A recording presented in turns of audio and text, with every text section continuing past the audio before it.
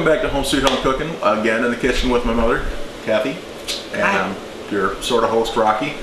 Today we're doing a recipe called Creole Spaghetti. Creole Spaghetti. It's not Cajun. I don't know why it's called Creole. I have no idea why, but it is delicious. It is a meal that can be prepped ahead of time. How long would you think you could prep it and put it in the fridge?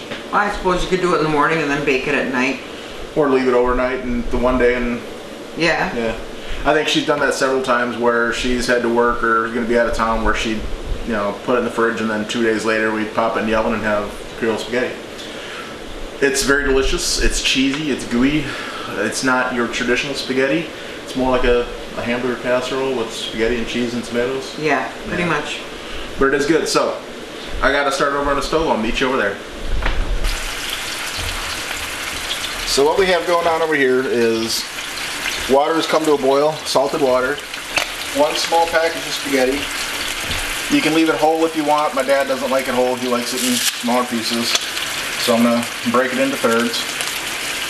And whatever brand of spaghetti you want, just make sure it's the thin spaghetti. A narrow, very fine fettuccine would probably work. I wouldn't go any thicker than that. I would not go to an Alfredo noodle. This might even be good with rotini or some type of other pasta like that. The rotini noodles would hold the cheese and the goodness inside. Over here I've got a little bit of oil because we're not using ground beef, we're using ground venison, so it's a little bit drier.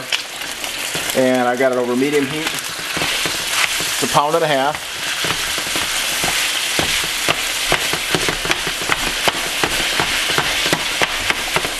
Gonna just break it up. And to that, you're going to add 1 medium, small to medium, diced tomato. Put that together. Season to taste, or marich. Onion. What did I say? You said tomato. Oh, I'm sorry. Tomato. Onion, there we go. Medium to small onion. There's some salt.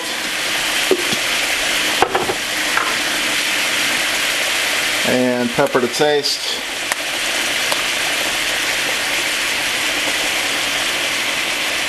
We're a little heavy on the pepper in this family because my dad likes pepper.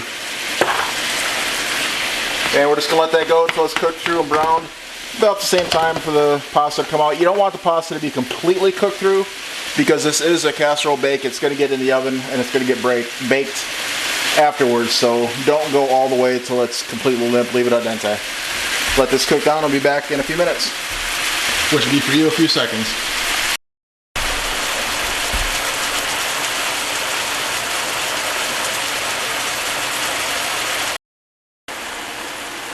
So the spaghetti is done. It's just al dente, still a little bit firm.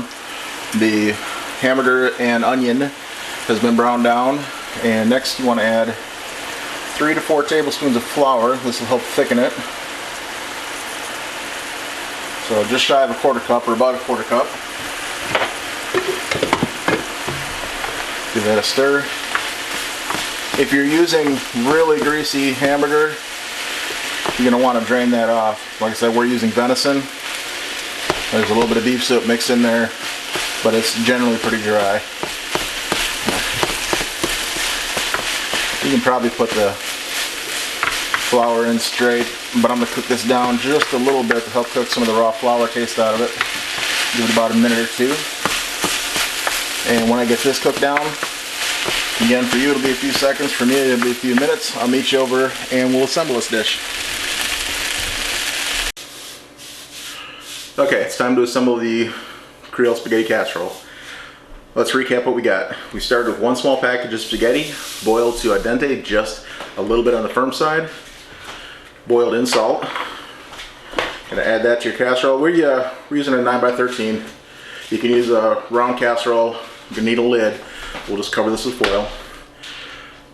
Next is gonna be, you're gonna add your meat. It's 1.5 pounds of burger with 1 small to medium onion mixed in.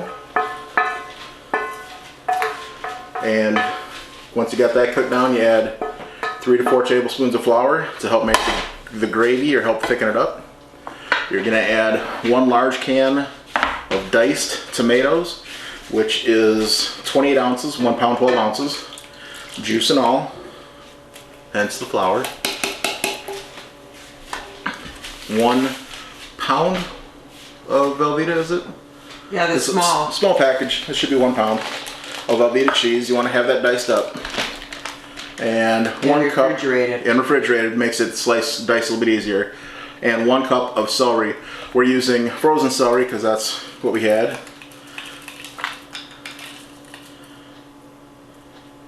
And then you just mix it up together.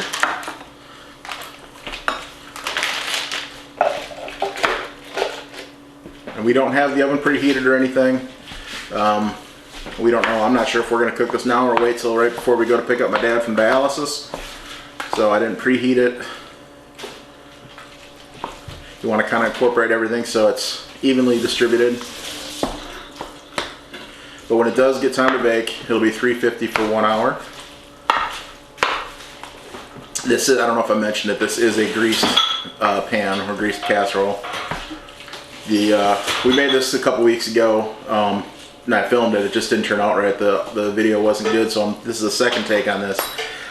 And we did it in the round casserole, and it was just fine.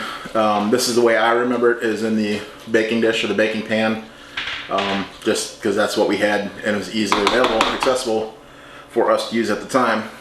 And so we'll cover it with some tin foil, put it in the fridge for a day, 2 days, and it'll go in the oven 350 for 1 hour. If you're putting it in the fridge for a couple days first, you might want to go 1 hour, 10 hour, and 15 minutes because it'll be cold versus having the hot spaghetti and the hot meat. It's even good now. Yeah, it is. Once you get those flavors in there, it's pretty good. If we were making this for us, you can modify this any way you want. We would be putting a ton of crushed red pepper in here. I would not go. This is not supposed to be your Italian spaghetti, so I'm not adding any Italian seasonings, any oregano or anything like that. But we like a little bit of the heat to it, so we would add that. If you want more of a, I don't know, a Tex-Mex flavor, you could use salsa instead of the tomatoes, I would assume. That would be good. Sure. Maybe even a little bit of taco seasoning. You can modify these recipes pretty much any way you want. Play with your food. My mom never told me not to, so. Did you? No. We just always get in the kitchen, experiment. That's what I learned. She taught me the basics, and I went from there. Watched a lot of Alton Brown's Good Eats shows, learned a lot about the science of cooking and some tips from him, and a bunch of other YouTube videos, YouTube content creators out there. And I just want to share what I learned from other people, and hopefully you can learn something from me and from us. And we have fun doing this. We do like cooking together. And what I always thought was that a recipe was a suggestion. Yeah. Very few recipes, until you get into some bread baking or very good cakes, have to be specific and precise. Cookies you can fudge a little bit, things like that. But in dishes and casseroles, you can play with the ingredients. You want to keep them like ingredients. I mean, I wouldn't swap out green beans for something that calls for corn. Yeah. I mean, or for tomatoes, because it just doesn't have the liquid. But this is what it's all about. So if you want to see more recipes like this, make sure you comment below and put your suggestions of what kind of recipes you want to try. I'm thinking maybe I would like to try tuna casserole sometime. I haven't done one in a while. So maybe that might be an option. If you like this video, please give it a thumbs up. Share this with your friends. I'm a new channel. I'm trying to get my name out there, so please share. And like I said, put a comment below if you have any recipes, or if you have a full recipe you want to share, you can go ahead and comment it. Subscribe, please subscribe. That's going to help me grow my channel and get out in front of other people a little bit faster too. So this is going to go in the oven later, and I'll try to get some footage of it when it's done with what it looks like when it's served. But if yeah. But it's good. It's good. We'll see you then. I'll make sure I get some video of it when we get back from getting Dad. All right. Be back in a couple hours for you. Again, a couple seconds.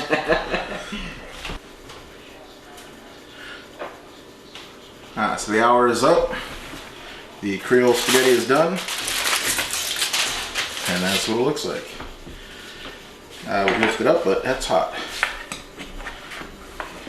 Okay, that's in the 9x13. Of course, it'd be a little prettier presentation if it was in the casserole with a lid.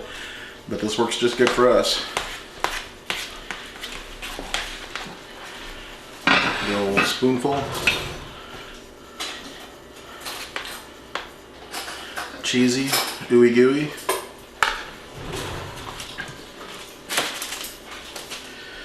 A couple pieces of garlic toast down there. Texas toast, just bread and butter would be fine. This just happened to be what we had, but that is deliciousness right there. Got your sweet tomatoes in there, the gooey cheese, the meat. That is a good meal. Alright folks, I'll put the recipe either down below or I'll edit it in over the video, and you can make this yourself. Give it a try sometime. Have a great day.